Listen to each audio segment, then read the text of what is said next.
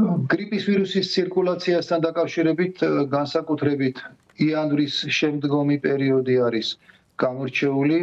აგერ უკვე მე-6 კვირა საქართველოში გრიპის ვირუსის მაჩვენებელი ლაბორატორიულად დადასტურებულ შემთხვევებს შორის 50%-ზე მეტია.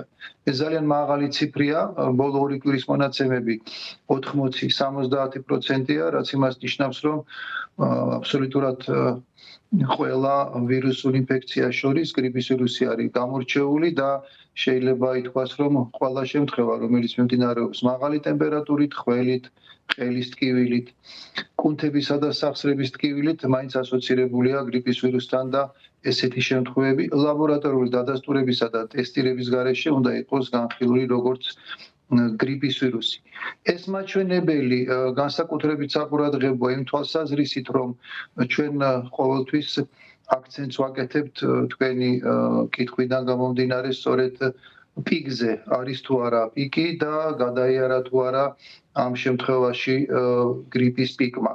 თუ ამ მონაცემებს გადავხედავთ, ასევე თუ გავითვალისწინებთ დაავადებათა კონტროლის ეროვნული ცენტრის სტატისტიკას, რომელიც გვიჩვენებს რამდენი არის 100,000 მოსახლეზე შემთხვევების რაოდენობა, ნათელია რომ ჯერჯერობით პიკს არ გადაუვლია და ალბათ თებერვლის მეორე ნახევარი შესაძლებელი ამ მხრივ იყოს განსაკუთრებული და შემთხვევების რაოდენობა შემცირდეს. თუმცა აქ ალბათ ძალიან დიდ როლს თამაშობს ასევე ამინდიც, ამ კვირაში ამინდის გაუარესება მოსალოდნელი, რამაც ასევე შეიძლება ხელი შეუწყოს უფრო მეტი ბავშვის, უფრო მეტი ადამიანის თავშეყრას დახურულ სივრცეში, რაც ერთ-ერთი ყველაზე მეტად ხელშემწყობია ვირუსის გავრცელების თვალსაზრისით. ამიტომ მოლოდინი გვაქვს, რომ თებერვლის მეორე ნახევრიდან შესაძლებელია გრიპის შემთხვევები შემცირდეს და აღარ გახდეს ვირუსი დომინანტური, თუმცა მაინც პროგნოზირება რთულია, ჯერჯერობით მაინც შეიძლება ითქვას, რომ გრიპის პიკს არ გადაუვლია და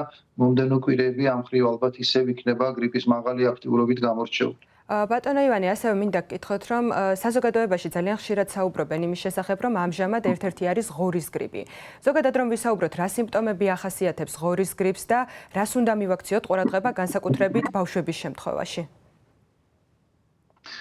ეს სტერეოტიპი, რა თქმა უნდა, საზოგადოებაში არის და ისეთი შეფასება არის მოსახლეობის მხრიდან, რომ ღორის გრიპი არის გამორჩეული, ყველაზე უფრო მეტად მძიმე და უფრო მეტად ღორის გრიპის შიში აქვთ ჩვენს თანამოქალაქეებს. თუმცა პირველ რიგში უნდა აღინიშნოს, რომ ბოლო 5 კვირის განმავლობაში ღორის გრიპი არ გახლავთ ყველაზე ხშირად იდენტიფიცირებული ვირუსი, პირიქით ყველაზე ხშირად B ტიპის ვირუსი ფიქსირდება ქვეყანაში და არა ღორის გრიპის ვირუსი და ეს ახლა B ტიპის ვირუსი ყველაზე მეტი რაოდენობით არის დადასტურებულ შემთხვევებს შორის, რაც იმას ნიშნავს, რომ ამ თვალსაზრისით ღორის გრიპი, ანუ H1 ტიპის ვირუსი, A ტიპის ვირუსი არ გახლავთ უპირატესად აღმოჩენილი.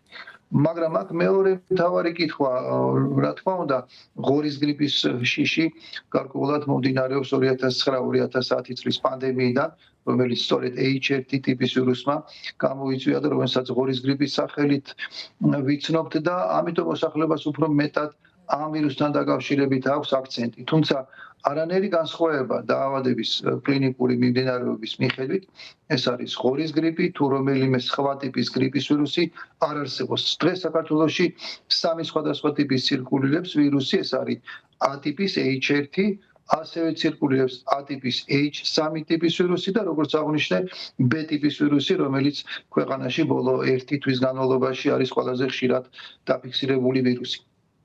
მიმდინარეობა კლინიკური აბსოლუტურად იდენტურია.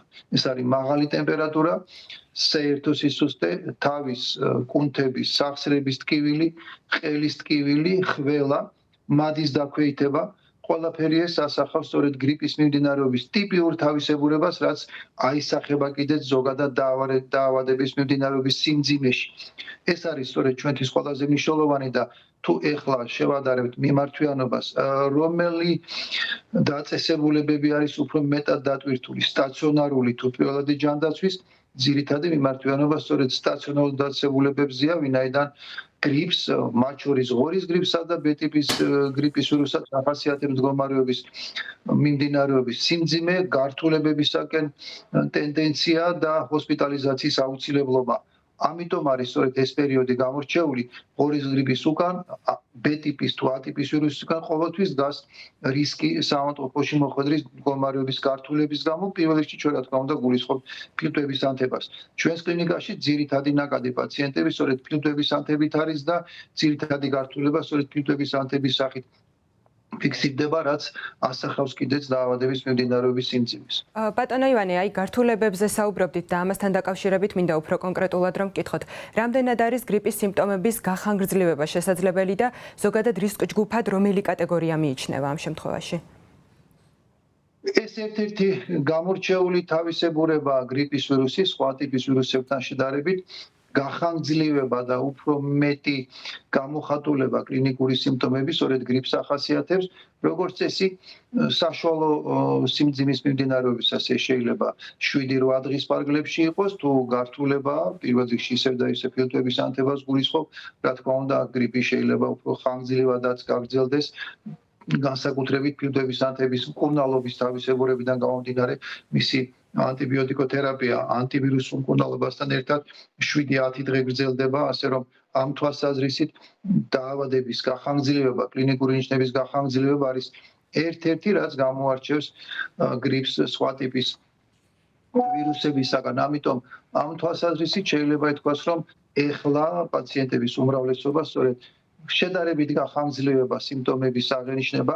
ტემპერატურა თუმცა მაქსიმუმ 4-5 დღის განმავლობაში შეიძლება აღინიშნოს და შემდეგ თან მცირდება, თუმცა ხველა, სისუსტე, ყელის ტკივილი შეიძლება უფრო მეტხანს გაგრძელდეს, რაც კიდევ ერთხელ გავიმეორებ, არის სწორედ გრიპისათვის დამახასიათებელი სიმპტომატიკა. და კიდევ ერთ მინდა ხაზი გაუსვა, როდესაც ჩვენ ვლაპარაკობთ რისკი ჯგუფებზე, ეს იყო თქვენი კითხვის ერთ-ერთი ყველაზე პრაქტიკული აზრი. რისკი ჯგუფებში ჩვენ ყველაზე მეტად გვეშინია გართულებების განვითარების, რისკი ჯგუფები ყველაზე მეტად ხასიათებიან საავადმყოფოში მოხვედრის ალბათობით და რისკი ჯგუფებში ჩვენ აუცილებლად გვჭირდება დაავადების დაწყებისთანავე პირველივე ნიშნების გამოვლენისთან, როდესაც ეჭვი გვაქვს გრიპის ვირუსის არსებობასთან დაკავშირებით სპეციფიური ანტივირუსული მკურნალობის დაწყება.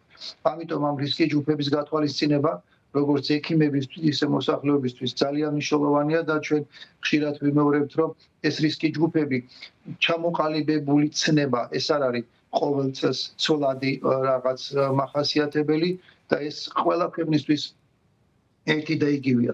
რისკი ჯგუფებს მიეკუთვნება ორსულები, რისკი ჯგუფებია 60-65 წელს გადაცილებული მოსახლეობა, რისკი ჯგუფია 5 წლამდე ასაკის ბავშვი და განსაკუთრებით მძიმედ გრიპი მიმდინარეობს 2 წლამდე ასაკებში. რისკი ჯგუფი ასევე ქრონიკული დაავადების მქონე პირები, ნებისმიერი ქრონიკული დაავადება, ეს იქნება გულთან დაკავშირებული, ღვიძლთან დაკავშირებული, თირკმელთან დაკავშირებული, ნევროლოგიური ქრონიკული პათოლოგია. ყველაფერი ეს რისკი ჯგუფებს მიეკუთვნება, რაც პირველ რიგში ამ ადამიანებისთვის აყენებს ექიმთან სწრაფად კომუნიკაციის საკითხს. თუმცა ეჭვი გაქვთ გრიპის არსებობაზე, რაც შეიძლება სწრაფად უნდა დაუკავშირდეთ ექიმს, ვინაიდან ექიმმა უნდა მიიღოს დროული გადაწყვეტილება ანტივირუსული მკურნალობის დაწყებასთან დაკავშირებით და ეს არის ერთ-ერთი აუცილებელი პირობა, როდესაც ჩვენ ვსაუბრობთ გრიპის მკურნალობაზე მაღალი რისკის ჯგუფების მოსახლეობის კატეგორიაში.